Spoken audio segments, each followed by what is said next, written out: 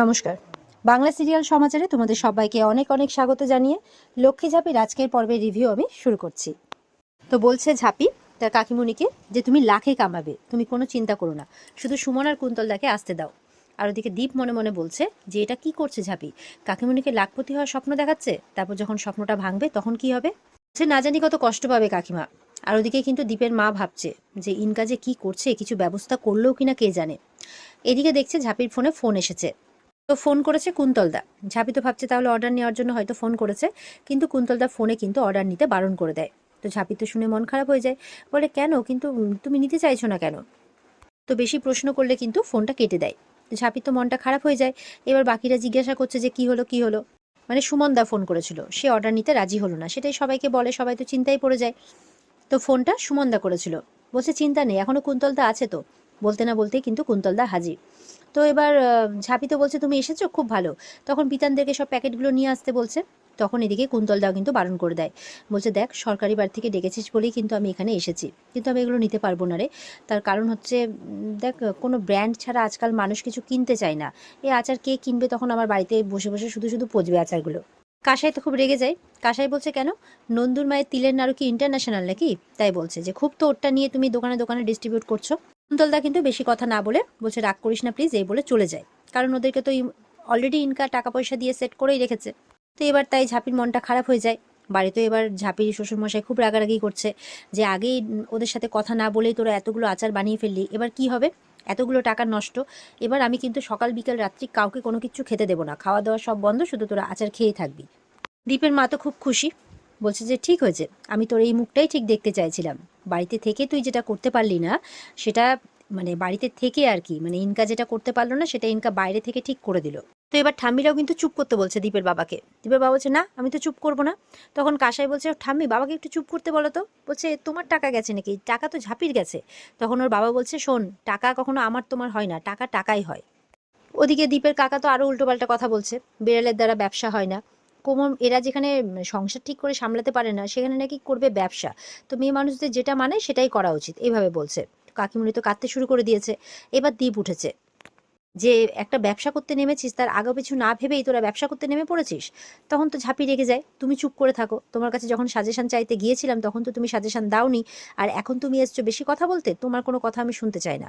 তখন ঠাম্মি বলছে বেশ হয়েছে, তোরই তো কর্তব্য ছিল তোর বউকে ব্যবসাটা ভালো করে বুঝিয়ে দেওয়ার, ও তো গেছিল তোর কাছে, তুই নিজেই কোনো কিছু করিসনি। বলছে আমার ব্যবসা, আমার লোকসান হয়েছে, আমি বুঝে নেব। অতই যখন কনসার্ন হচ্ছে তখন বলো না তাহলে কিভাবে আমি বিক্রি করবো এগুলোকে। ঝাঁপি বলছে আমি তো তোমার মতো অমন ফালতু নয় যে বেকার রাগ দেখিয়ে আমি তোমার কাছে কোনো সাজেশন চাইবো না, বলো না, বলো কি করে বিক্রি করবো বলো। তখন দীপ বলছে আমি অমন নই, আমি আমার কম্পিটিটরকে কখনোই কোনো সাজেশন দেবো না, এই বলে আমার কাজ আছে আমি আসছি বলে চলে যায়। ঝাঁপির তো মনটা খারাপ হয়ে যায়। ঝাঁপি মনে মনে বলছে তোমার ব্যবসা আর আমার ব্যবসা তো আলাদা, তাও তুমি কোনো সাজেশন না দিয়ে চলে গেলে। কই আমি তো তোমাকে কম্পিটিটর ভাবি না, তোমার কোনো অসুবিধে হলে আমি ঠিক তোমাকে বলি, তাহলে তুমি কেন আমাকে বললে না, আমি তো এমন করে ভাবি না। এবার ইনকাকে দীপের মা ফোন করেছে যে তুমি তো দারুণ কাজ করেছো বাড়ির বাইরে বসে। ওর তো মুখ কালি পড়ে গেছে, দীপের কাছেও দারুণ ঝাড় খেয়েছে। কি করে করলে, বলে কি করে আবার, ওই ডিস্ট্রিবিউটার ছেলে দুটোকে একদম লোন দেওয়ার টোপ দিয়েছি কম ইন্টারেস্টে, আর ব্যাস গিলে ফেলেছে, তাতেই কাজ হয়ে গেছে। ওদিকে ঝাঁপি কিন্তু, মানে ওদিকে ওদের কথাবার্তা চলছে ইনকা আর দীপের মায়ের।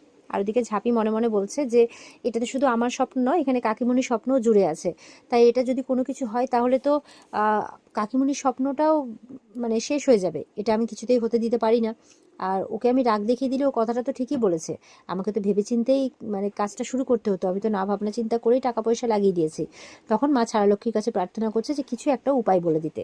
তো এবার ঝাঁপি প্রার্থনা করতে করতেই তখন দেখা যাচ্ছে দুজন ভিক্ষুক ভিক্ষে করতে এসছে। তো ঝাঁপি শ্বশুরমশাই বলছে এই যে বাড়ির এক কীর্তন শেষ হয় না, এবার বাইরে থেকে এসছে কীর্তন করতে। ঠাম্মি বলছে তুই চুপ কর তো, যখনই হাত উল্টানোর পালা আসে তখনই তোর এরকম বেড়ে যায়, চুপ কর। আর ঝাঁপিকে বলছে যা গিয়ে ভিক্ষেটা দিয়ে দিতে। ঝাঁপি যাচ্ছে। তখন দীপের বাবা বলছে ভিক্ষে না দিয়ে এক কাজ কর, গাদা গাদা আচার বানিয়ে রেখেছিস, সেই আচারের বোতলগুলো একটা করে ধরিয়ে দে। আর ব্যাস, ঝাঁপির মাথায় বুদ্ধি ক্লিক করে যায়।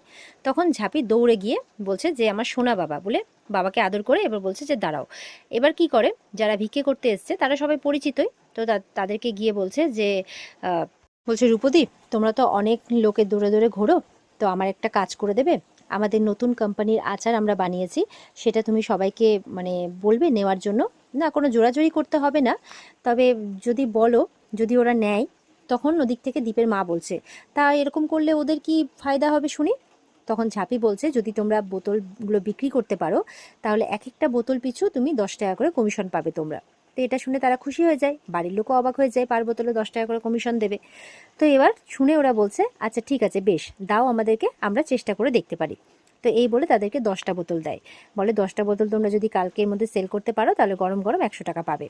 তারপরে যদি সেল করতে পারো তাহলে তখন আরও বোতল দেবো। তো এই বলে কিন্তু ওরা 10টা বোতল গুনে গুনে দিয়ে দেয়, আর কিছু স্যাম্পল কপি দিয়ে দেয়, যেটা ওরা মানুষদেরকে খাইয়ে দেখাবে, দিয়ে ওরা সেল করবে। এরপরে ভিক্ষেটাও দিয়ে দেয়। ওদিকে ঝাঁপির শ্বশুরমশাই বলছে কাকাকে, যে বাবা, ওদেরকে, ওরা আসলো আর আমি বলাতে ওদেরকে বোতল দিয়েও দিল, ওদেরকে ডিস্ট্রিবিউটর বানিয়ে নিল, বাবা বুদ্ধি আছে মেয়ের মাথায়, তাই বলছে। এদিকে কাসাই বলছে যে ওদেরকে দেওয়াটা কি ঠিক হলো, ওরা কি পারবে? বলছে আলবাত নেবে গো, ঝাঁপি বলছে, ওদের কথার জাদুতে ভুলিয়ে বাবার ভাড়ার থেকে চাল ডাল আলু ফের হপ্তায় নিয়ে যাচ্ছে, ওরা ঠিক পারবে, তুমি দেখো। এবার ঝাঁপির মাথায় আরো বুদ্ধি ক্লিক করে, তাই বলছে চলো এবার। আর শ্বশুরমশাইকে বলছে যে বাবা, একটু রাত হয়েছে কিন্তু আমরা একটু দরকারে বেরোচ্ছি, খুব তাড়াতাড়ি চলে আসবো, তুমি চিন্তা করো না। এই বলে দলবলকে নিয়ে, মানে কাসাই বিতান চূর্ণিকে নিয়ে, সব আচারের প্যাকেটগুলো নিয়ে বেরিয়ে পড়ে।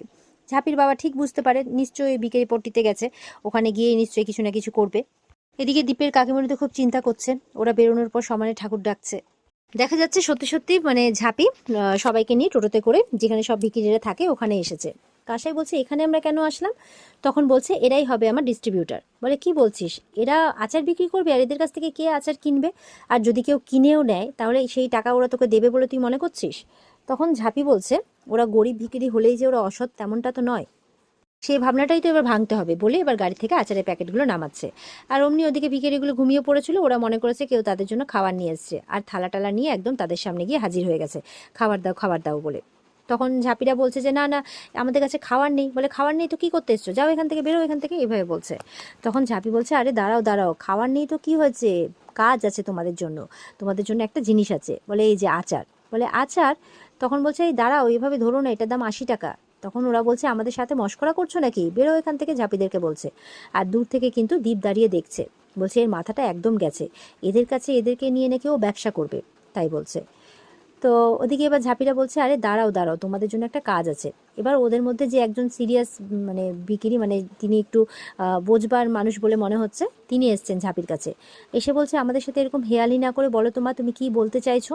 তখন বলছে, তো এবার ঝাঁপি সেই বয়স্ক ভিখিরি, যিনি ভালো করে ব্যাপারটা বুঝতে চাইছেন, তাকে বলছে যে দেখো আমিও সোজাসুজি কথা বলছি, যে আমরা বাড়িতে আচার বানিয়েছি আর আমাদের প্রোডাক্ট কিন্তু খুব ভালো, যদি এটা বিক্রি করতে পারো তাহলে 2টো বোতলের জন্য 20 টাকা কমিশন দেবো, আর প্রত্যেককে মাথা পিছু 2টো করে বোতল দিয়ে যাব, যদি তোমরা বিক্রি করতে পারো তাহলে পরের দিন 4টে দিয়ে যাব। তো এইভাবে কিন্তু তোমাদের টাকার অঙ্কটাও বাড়তে থাকবে, তারপর যত বোতল বিক্রি করতে পারবে তত টাকার অঙ্ক বাড়বে। হ্যাঁ, পাশাপাশি তোমরা যেটা করো বিক্রি করো সেটাও চলতে থাকবে, কোনো অসুবিধে নেই। তো এবার বলছে দাঁড়াও এই ব্যাপার, এই বলে সবাই মিলে আলোচনা করছে, আলোচনা করে ঝাঁপিকে বলে যে ঠিক আছে আমরা করতে রাজি। তো ঝাঁপি তো খুশি হয়ে যায়, এই বলে প্রত্যেককে কিন্তু 2টো করে বোতল দিয়ে দেয়। এবার তারা বলছে যে এবার আচারটা খেতে কেমন আমরাই যদি না জানি তা আমরা বিক্রি করবো কি করে? বলে খুব ভালো কথা বলেছো। তো এবার তাদেরকে স্যাম্পল কপিগুলো দেয়, স্যাম্পল কপিগুলো দিয়ে দেওয়ার পর তারা তো খেয়ে বলছে খুব ভালো লাগছে, ঠিক আছে দেখি এবার বিক্রি হয় কিনা। তো এই বলে ঝাঁপিরাও কিন্তু এবার চলে যাচ্ছে। তখন কাসাই বলছে ওদেরকে দেওয়াটা কি ঠিক হলো? তখন ঝাঁপি বলছে যে দেখো, আমি জানি না ঠিক কি ভুল, এমনও হতে পারে ওরা হয়তো জিনিসটা নিয়ে চলেও যেতে পারে, হয়তো টাকা আমাকে নাও দিতে পারে, কিন্তু ব্যাংক মানে কি এই কথাটা তোমার মনে আছে? তখন কাসাইদি মনে মনে ভাবছে যে নীলু তাকে কি বলেছিল, যে ব্যাংক মানে হচ্ছে মানুষের বিশ্বাস। ঝাঁপি বলছে মিনতিদেরা কিন্তু, আমি একটা অচেনা মেয়ে তবুও আমাকে বিশ্বাস করে কিন্তু এতগুলো টাকা আমার হাতে তুলে দিয়েছে, তো মানুষই যদি মানুষকে বিশ্বাস না করতে পারে তাহলে তারা তাদের স্বপ্নটা কি করে পূরণ করবে? তো এইভাবে বলছে। ঠিক সেই সময় দীপ আসে। দীপ এসে বলছে যে তোর উপরে বিজনেস নিয়ে আমার যতটুকুটাও বিশ্বাস ভরসা ছিল ততটুকুটাও কিন্তু আর রইলো না, নিজের টাকাটা তো ডোবাবি, উল্টে কাকিমার স্বপ্নটাকেও একদম মাঠে মারা যাবে, সেই মানুষটাও কিন্তু কষ্ট পাবে। তো এই বলে চলে যায়। তো ঝাঁপি এবার চুপ করে থাকে, কোনো কথা বলে না, শুধু অপেক্ষা করে যে কালকে যাতে মানে এরা টাইম মতো আসতে পারে জিনিসপত্র বিক্রি করে।